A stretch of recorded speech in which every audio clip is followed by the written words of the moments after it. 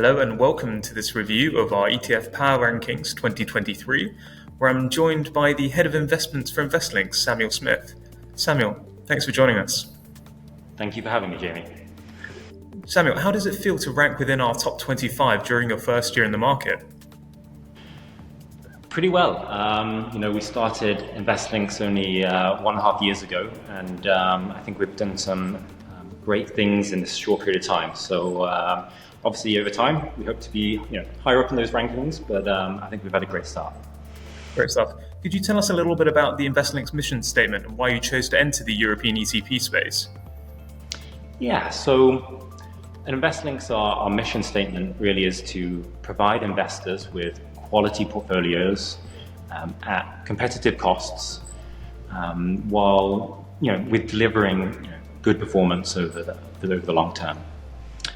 And I think there's kind of three main reasons why we decided to launch. I think it's in terms of better performance, lower costs, and lower complexity.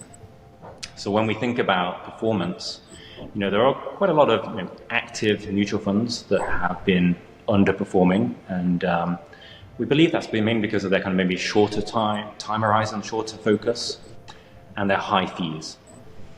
And so when we think about our longer term philosophy and really knowing the businesses that we're invested into, we think we can do a better job.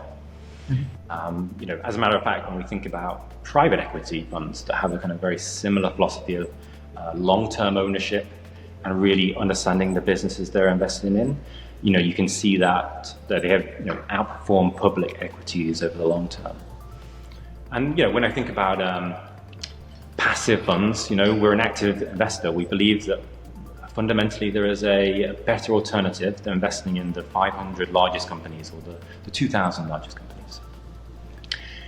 Then in terms of cost, we don't charge any performance fee, any entry or exit fees, and we have low turnover, so that reduces the ongoing costs. And so from a total expense ratio perspective, TER perspective, we're about 40% lower fees than our comparable active mutual funds. And then finally about complexity, we believe in simplicity. We don't invest in derivatives. There's no leverage, there's no shorting, there's no securities lending. And as I'm sure Jamie, ETFs are probably a great vehicle that we can actually express those opinions in. So very transparent vehicles, and we provide a lot of ongoing communication with our investors through our website, our newsletter, our LinkedIn. They provide, availability. You don't have to have any onboarding to buy our fund, unlike mutual funds. Liquidity, you access to the primary market as well as the secondary market. Confidentiality, you don't have to speak to anyone to subscribe or redeem from our funds. Intraday trading activity, and finally, we're domiciled here in Ireland, and we take advantage of having a lower withholding tax on US dividends. Great stuff. All very valid points. Could you tell us a little bit about your firm's offering and sort of where you've seen investor demand so far? Yeah, so I think again, simplicity. So we don't believe in offering investors excessive amounts of solutions. So our offering is more akin to Tesla or Apple. So we have only two solutions available right now. The Investlinx Capital Appreciation Fund. The ticker is LINXC, LINXC, and it's a global equity fund. And the other fund we run is the Investlinx Balanced Income Fund. The ticker is LINXB, LINXB. And that's a multi-asset class fund for investors that maybe want a little bit of a lower risk profile than the equity side. And our DNA really is bottom-up fundamental investors. We are high conviction, only owning 30 companies or so in the LINXC portfolio. And having that longer time horizon, we don't believe we have the ability to time markets. And therefore, our mindset is very much, investing as business owners. And we've had a great start. So LINXC has, so we just had our first year anniversary a couple of days ago. And so in that time period, LINXC has returned 27%. which has outperformed the MSCI World and our competitor ETFs and mutual funds. And one of the kind of key metrics we think about in terms of risk is maximum drawdown. And our portfolios had lower drawdowns than the MSCI World and, again, our peers. So I see, the fact that we're in this time period we've outperformed on an absolute basis, on a relative basis, and then on a risk-adjusted basis. All while having a low turnover. So our turnover last year in Lynx C was around 20%. On Lynx B, our portfolios returned 14%, which again outperformed our peers. And when we think about maximum drawdowns, if we were to compare ourselves versus the Euro Aggregate Bond Index, we had a lower drawdown than that. Which I think is quite remarkable given the fact that our average equity exposure last year was 46%. So having equity exposure but having a lower drawdown is exactly what we want to try and give investors exposure to. I caveat all this: it's a short time period so far, but we've been doing well. Our AUM started at 150 million euros. That was raised from family offices and institutional investors. And today we're at just under 220 million euros. So 200 million is in the ETFs, and we have a segregated mandate from a professional investor, which is 20 million. So that AUM growth is driven by kind of strong inflows and strong performance. Really interesting. Could you tell us a little bit about the strategy behind those initial launches and why you chose those particular exposures? Yeah, so when I think about how we invest in equities, we're trying to find companies that are exposed to structural growth opportunities. So, we believe they're going to be less susceptible to economic downturns or, cyclical fluctuations. We're trying to find those companies that are in, strong market positions, that have sustainable competitive advantages and are led by excellent management teams. We're trying to find those companies that generate excess free cash flow. So the cash flow that's not needed for the ongoing maintenance of their businesses, but is excess to that, and we want to see them reinvesting back into their businesses. And that's where one would hope that we get the compounding over the long term. How do we manage risks in our portfolio? It's all about, we think at the core, it's about understanding what you're invested into. So we only invest in companies or businesses that we understand. And so, for example, we would highly unlikely invest in a bank, which, from an outside perspective, is just very hard to understand.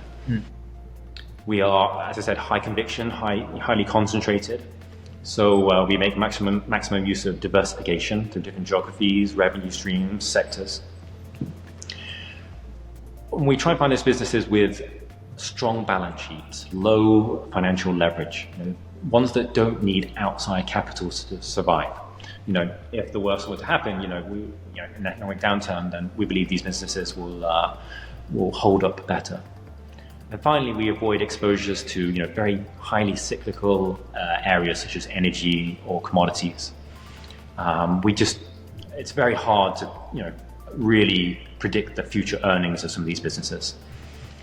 And so, we do the same philosophy on the multi-asset class side. We own the exact same equities, but we invest into government bonds, and we also invest into corporate bonds, investment grade and high yield, to really provide investors that lower drawdown, but still, with a strong risk-adjusted return.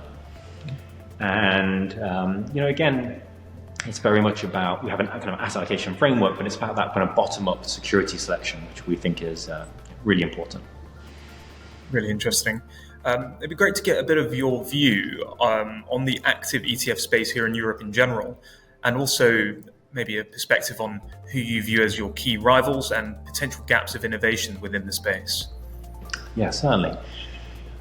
So on the equity side, we kind of generally see three main buckets.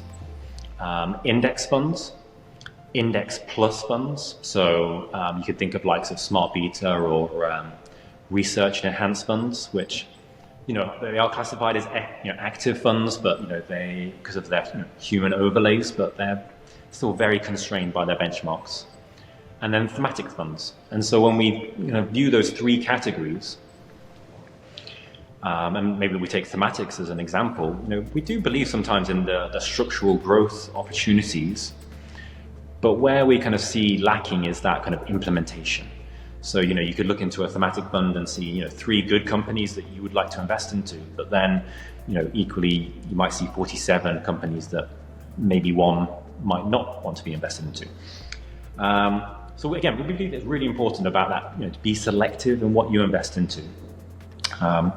And I think that's really shown by our Lynx C portfolio. We have a very high active share, it's around 80%. So we're very different to those index funds. And therefore, I believe that we actually have quite a unique, differentiated offering in Europe right now.